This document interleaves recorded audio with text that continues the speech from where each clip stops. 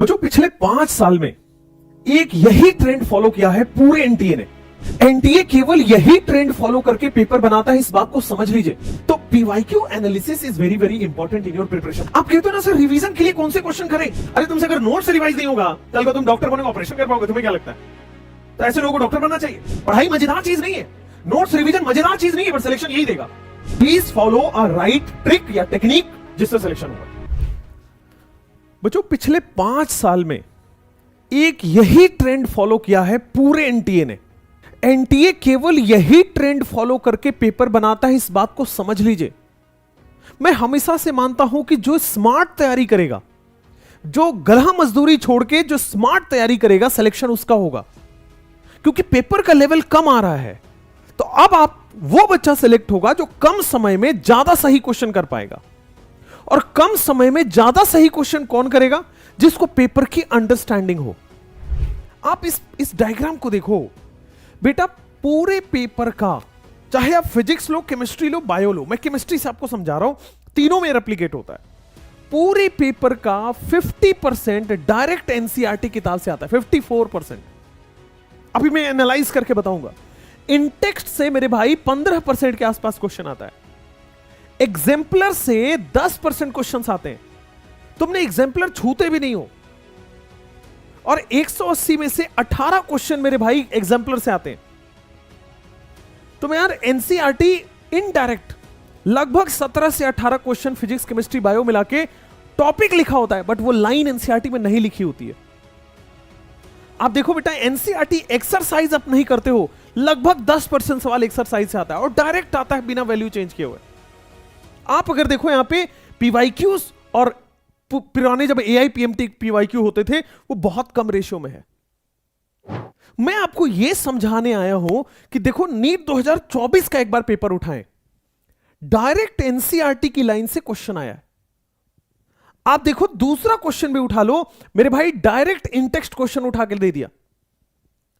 आप देखोगे यहां पे नीट 2024 में फिर से डायरेक्ट एनसीईआरटी से क्वेश्चन आया। आप देखोगे अगला क्वेश्चन फिर से डायरेक्ट एनसीईआरटी का क्वेश्चन आया। इसके अगला क्वेश्चन डायरेक्ट एनसीईआरटी का क्वेश्चन आया। ये बैक एक्सरसाइज का क्वेश्चन है, ये डायरेक्ट एनसीईआरटी का क्वेश्चन है। अब आप कहोगे सर इसमें नया क्या है? What is new in this? बेटे नया यह है कि आज भी आप वही कर रहे हो जो आपको नहीं करना है। आज भी मैं आपको सारे क्वेश्चन ये पीडीएफ टेलीग्राम में डालूंगा, ऑल क्वेश्चन का पीडीएफ में टेलीग्राम में डालूंगा, वहां से उठा लेना एक बार। बट आप कर क्या रहे हो इस बात को समझो। आप वही कर रहे हो जो आपको नहीं करना है, इसका मतलब समझो। आज आप जो चैप्टर उठाते हो, सोचो मैं 8 घंटे लगाऊंगा, पूरा पढ़ूंगा। इस तरह से कभी सिलेक्शन हुआ है क्या? नहीं। लेकिन रिवीजन में केवल वो टेक्निक अपनानी है, वो क्वेश्चंस या वो टॉपिक को करना है जिससे क्वेश्चन आए हुए हैं। मैंने अभी अभी केमिकल बॉन्डिंग का एक बनाया था आपको कि कुल मिला के 6 से 7 टॉपिक है जिससे पिछले 10 साल में क्वेश्चन आए हैं। तो हम सारे टॉपिक क्यों पढ़े, हम सारे डेफिनेशंस क्यों पढ़े? आप अपने तैयारी के करने के तरीके को बदलिए। जब तक आप अपने तैयारी करने के तरीके को नहीं बदलोगे बेटा, सिलेक्शन से कतई दूर रहोगे। आप देखो बहुत बच्चे बहुत पढ़ते हैं और उनका सिलेक्शन नहीं होता है। इसका मतलब यह नहीं है कि बच्चा बेवकूफ है, इसका मतलब बच्चा मेहनती है, उसका मेहनत आज नहीं दिख रहा है, आज नहीं तो कल दिखेगा। लेकिन मैं आपको समझाना चाहता हूं कि भाई आपको स्मार्ट तरीका करिए ताकि आपके मेहनत का फल मिले राइट डायरेक्शन में। और स्मार्ट तरीका क्या है, अभी ऐसा क्या करें? बेटे मैं आपको बता रहा हूं, 5 ईयर का क्वेश्चन उठाइए, 5 साल का, किस चैप्टर से किस टॉपिक से क्वेश्चन पूछे जा रहे हैं, उस टॉपिक के सवाल को करिए। There are fix, some topics are fixed, जिससे बेटा 80% टॉपिक क्वेश्चन पेपर बनता है। 80% क्वेश्चन पेपर के टॉपिक्स फिक्स होते हैं कि इसी टॉपिक से आएगा।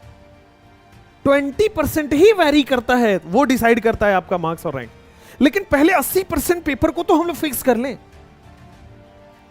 तो PYQ analysis is very very important in your preparation. आप एक काम करो और देखो जरा, आप देखो 2024 का 63 नंबर क्वेश्चन यहां से आया, 64 नंबर क्वेश्चन यहां से आया, 65 नंबर क्वेश्चन यहां से आया, 66 नंबर क्वेश्चन यहां से आया, 67 नंबर क्वेश्चन यहां से आया, 68 नंबर क्वेश्चन यहां से आया, 69 नंबर क्वेश्चन, और इस तरह से बेटा आपके पास पूरा का पूरा पेपर आया है। तो दो चीजें यहां पे मैं वीडियो के एंड में आपको बताना चाहूंगा कि सबसे पहले बेटा पिछले 5 साल में उस चैप्टर का रिवीजन करने से पहले देख लो पिछले 5 साल में कौन कौन से टॉपिक्स आए। उन टॉपिक्स पे आपका फोकस 80% होना चाहिए और रिमेनिंग टॉपिक्स पे बेटा आपका फोकस 20% होना चाहिए।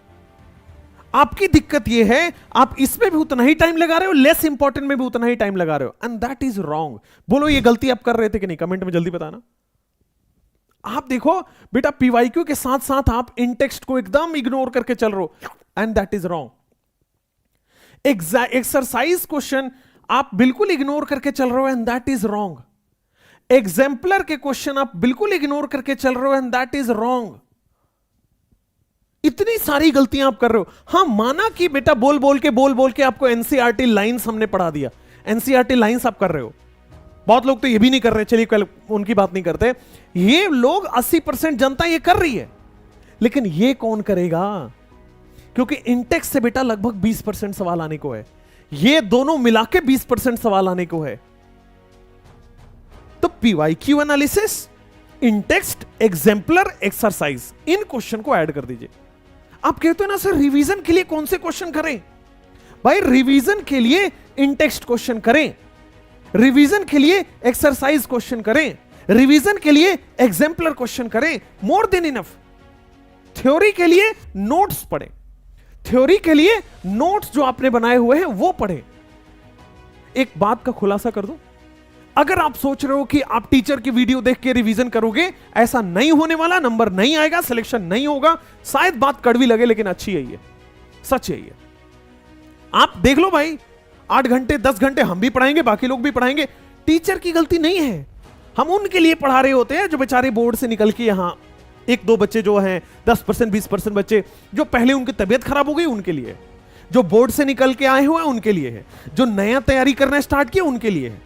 क्योंकि हमारा तो काम है ना सारे बच्चों को टैकल करना। लेकिन आप हमारी लाइव व्यूअरशिप और व्यूज में क्यों पड़े हो? आप तो वो चीज पढ़ो ना जिससे सिलेक्शन हो। आपका सिलेक्शन होगा नोट्स को बार बार रिवाइज करने से।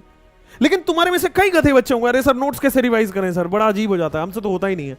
अरे तुमसे अगर नोट्स से रिवाइज नहीं होगा, कल को तुम डॉक्टर बनोगे, ऑपरेशन कर पाओगे? तुम्हें क्या लगता है? तो ऐसे लोगों को डॉक्टर बनना चाहिए। जो भी अच्छी काम होती है वो मन नहीं करता करने का, मन को वही करता है जिसमें मजा आएगा। पढ़ाई मजेदार चीज नहीं है, नोट्स रिवीजन मजेदार चीज नहीं है, बट सिलेक्शन यही देगा। एनसीईआरटी के क्वेश्चन लगाना, इंटेक्स्ट लगाना, एक्सरसाइज लगाना मजेदार चीज नहीं है, सिलेक्शन यही देगा। मैं आपको फिर से बताता हूं how to do revision. Last time बता रहा हूं बेटा, 4 स्टेप लिखूंगा, पीवाईक्यू के एनालिसिस कर लीजिएगा, फायदे में रहोगे। कौन सर रिवाइज कैसे करें? नोट्स पढ़ो, बस यही तरीका है। नोट्स पढ़ के सर अगर आप एनसीईआरटी एक बार रीडिंग डाल लो तो बेटा 100% रिवीजन हो जाता है। एनसीईआरटी रिवीजन कर लो, 100% रिवीजन हो जाता है। सर क्वेश्चन कौन से लगाएं? मेरे भाई इंटेक्स्ट लगा लो। क्वेश्चन कौन से लगाएं? मेरे भाई एक्सरसाइज लगा लो। क्वेश्चन कौन से लगाएं? मेरे भाई एग्जाम्पलर ले लो। और एग्जाम्पलर के अगर सवाल में कुछ फंस रहे हो तो इसका सहायता ले लो उसके इंटेक्स्ट, उसके सॉल्यूशन बुक से। सर इसमें भी मन नहीं भर रहा है तो टेस्ट दो इसके बाद, और कुछ नहीं। बेटा 1000 लोग 1000 चीजें बताएंगे, आप 1000 चीजों में फंस के और सिलेक्शन नहीं ले पाओगे। सिलेक्शन लेना है तो मेरे भाई यही स्टेप्स हैं, ओनली यही स्टेप्स हैं। इसके अलावा ना आज तक कोई फॉलो करके कुछ बहुत बढ़िया कर पाए हैं, ना कोई और रास्ता भी है। सिंपल रास्ता है ना। टीचर्स का रोल कंप्लीट हो चुका है, please try to understand, please try to understand. Teachers का रोल कंप्लीट हो चुका है, नोट्स आप पढ़ के समझ के बना चुके हो। Now it's your time to put input. हम तो भाई एग्जाम से 4 घंटे पहले तक पढ़ाएंगे, तो क्या वहां तक पढ़ते रहोगे? आप प्लीज रैट रेस से निकल के अपना रास्ता बनाओ ना। आप रैट रेस से निकल के आपका अपना रास्ता बताओ ना। हमारे पास तो 1000 वैरायटी के बच्चे हैं, हम आपके लिए थोड़ी बना रहे वो वीडियोस। हम 1000 बच्चों की वैरायटीज हैं, उन लोगों को टैकल कर रहे हैं। बट अभी आप क्या करोगे? टीचर पढ़ाएंगे सर, हम आपके साथ वीडियो में रिवीजन करेंगे, फिर है ना आप क्वेश्चन कराएंगे तो हम वो अलग करेंगे। सर आप टेस्ट देंगे, हम वो वाला टेस्ट देंगे। तो भाई हम मेडिकल कॉलेज तो नहीं जाएंगे, इसका मतलब तुम भी नहीं जाओगे। Please follow a right trick या टेक्निक जिससे सिलेक्शन होगा। देखो, काबिल हो, मेहनती हो, लेकिन राइट डायरेक्शन आपको देना मेरा फर्ज होता है, और यही राइट डायरेक्शन है। I hope you will follow it. Thank you.